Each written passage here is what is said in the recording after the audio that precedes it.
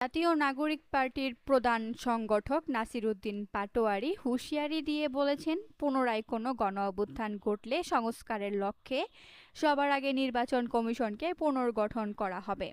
নির্বাচনী কারচুপির অভিযোগে বর্তমান নির্বাচন কমিশনেরও বিচার করা হবে বলে হুঁশিয়ারি দেন তিনি।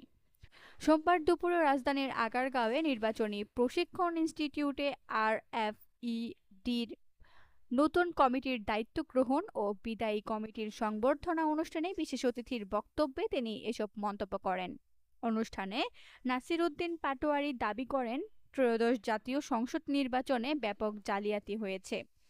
প্রধানমন্ত্রীর সুনজরে বর্তমান কমিশন টিকে আছে।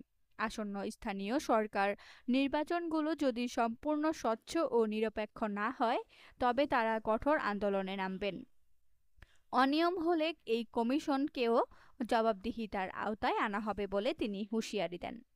তিনি জাতীয় নির্বাচনের সময় নিজের একটি অভিজ্ঞতার কথাও তুলে ধরেন।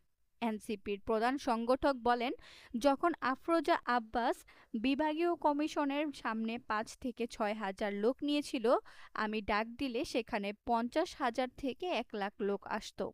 এতে সেখানে একটা রক্তাক্ত মারামারি হতো, অনেকগুলো